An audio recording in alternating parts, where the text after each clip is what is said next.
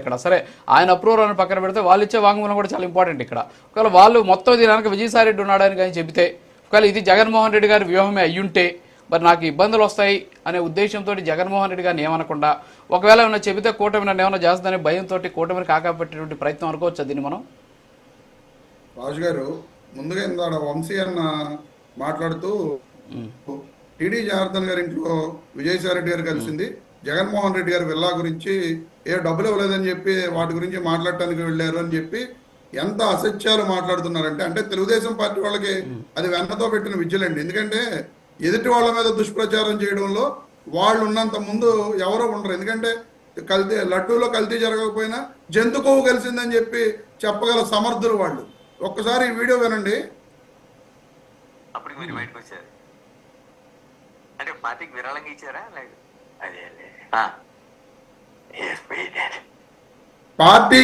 పార్టీకి విరాళంగా ఇచ్చారా అని చెప్పి ఘట్టంనేని ఆదిశేషగిరిరావు గారిని ఇంటర్వ్యూలో అడిగితే అదేమీ లేదండి, ఈ has paid each and everything అని చెప్పి ప్రతి ఒక్క రూపాయి కూడా ఆ రోజే చెల్లించినట్లుగా ఘట్టంనేని ఆదిశేషగిరిరావు గారు ఎన్ని మీరు యూట్యూబ్ లో కొట్టి చూడండి ఎన్ని ఇంటర్వ్యూలు. కానీ ఈ రోజున అన్నా వంశీ అన్న అబద్ధాలు శంకుస్థాపన చేసి కట్టారు అనుకుంటారు. ఇప్పుడు అబద్ధాలు చాలా మంది జగన్మోహన్ రెడ్డి గారు పాపం శంకుస్థాపన చేసి ఆ ఇల్లు కట్టారని అందరూ అనుకుంటారు.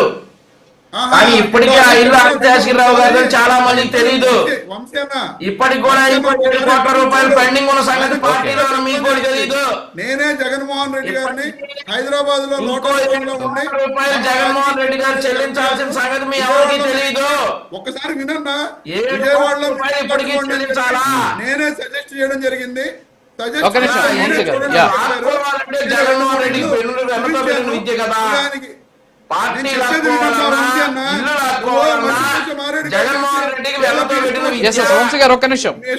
రాళ్ళు విసిరితే ఊరుకోరు, మీ ఇష్టం వచ్చినట్టు అబద్ధాలు చెప్తే ఊరుకోరు. ప్రజలకి ఈ విధంగానే మీరు అబద్ధాలు చెప్తున్నారు. నిజాలు చెప్పడం నేర్చుకోండి. ప్రజలకు ఏదో ఒక రోజు నిజాలు తెలుస్తాయి. ఇప్పటికి కూడా ఇంటి తాలూకా 7 కోట్ల రూపాయలు ఇవ్వాలి తెలుస్తాయి ప్రజలకి. మీకు తెలియదు ఆ విషయం. ఆ ఇల్లేదో జగన్మోహన్ రెడ్డి గారు శంకుస్థాపన చేసి కట్టారని మీరు అనుకుంటారు. అరే నువ్వు చూడ రాజు గారు డిబేట్ కి వచ్చి ప్రజలు ప్రజలు అవి కాదు కావాల్సింది, ఒక అధికార ప్రతినిధిగా వచ్చి వాస్తవాలు మాట్లాడటం నేర్చుకోవాలి. ఎంతసేపు అబద్ధాలు మాట్లాడటం కాదు. ఇందాడా ఇంకో విషయం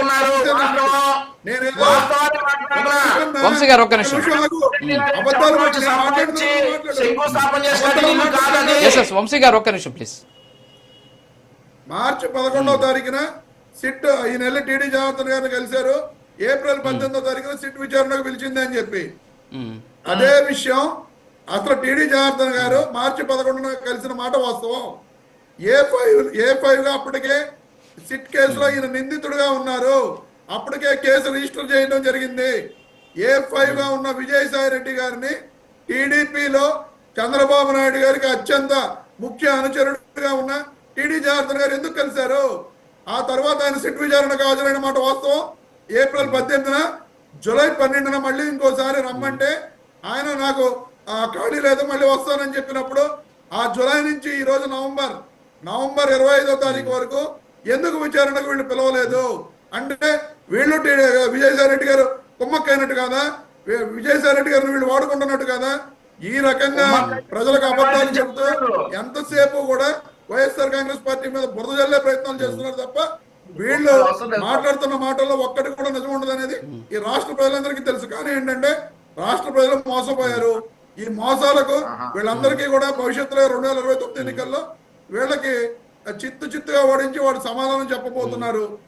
ఇంకో విషయం మీరు అడిగారు, పవన్ కళ్యాణ్ గారు సార్ రాజు గారు మీరే అన్నారు పవన్ కళ్యాణ్ గారు పోరాటం అంతా అవినీతి మీదే కదా, ఆయన విజయసాయి రెడ్డి గారిని చేర్చుకుంటారని చెప్పి మీరే మాట్లాడటం జరిగింది.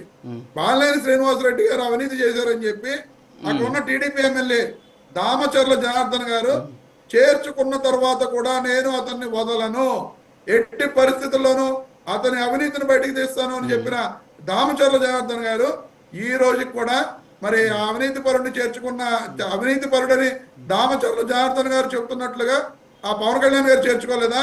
ఈ రోజు వరకు అదే బాలినేని శ్రీనివాసరెడ్డి గారి మీద విచారణ వీళ్ళు చేశారా?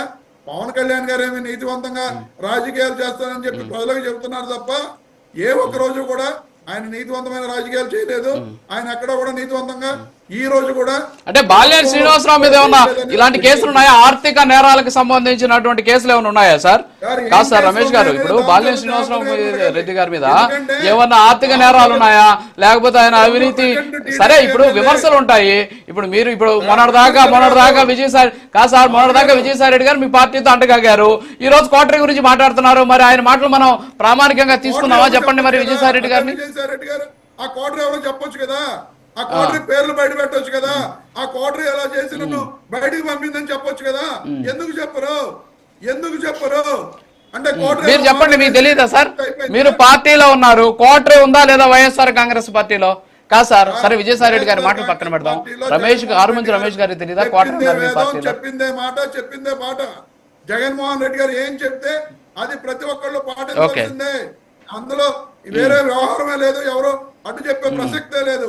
ఒక పార్టీ అధినేతగా ఆయన ఒక నిర్ణయం తీసుకుంటే ఆ నిర్ణయాన్ని పార్టీలో ఉన్న వాళ్ళందరూ పాటించవలసిందే. ఈ రోజున మీరు చెప్తున్నారు బాబు గారు మాట్లాడండి. కదా, ఒక నిమిషం రమేష్ గారు ఆగండి. బాబు గారు మీకు సింగిర్ బాబు గారు మీకు సమాధానం చెప్తారు. ఒక్క నిమిషం సింగిర్ బాబు గారు మాట్లాడతారు.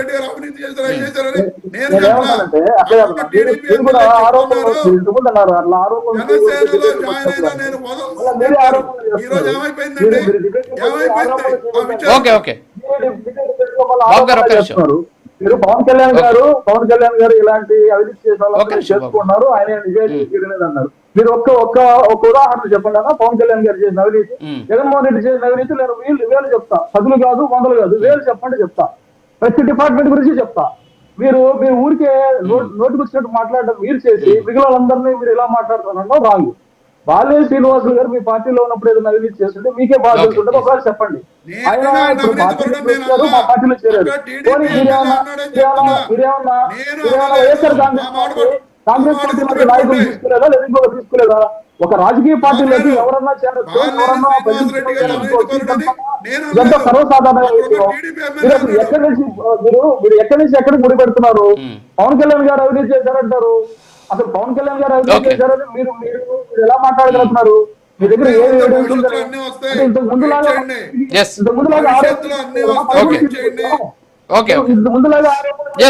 సీట్లకు వచ్చాము. బాబు గారు రాజుగారు వాస్తవం మాట్లాడదాం. చాలా అంటే మీరందరికీ కూడా లోకల్ బాడీ ఎలక్షన్లు రాబోతున్నాయి. అంటే మిగిలిన వాళ్ళు కూడా ఈ విషయాలు తెలియాలి, పెద్ద నాయకులు కూడా తెలియాలి అందువల్ల మాట్లాడుతున్నాం.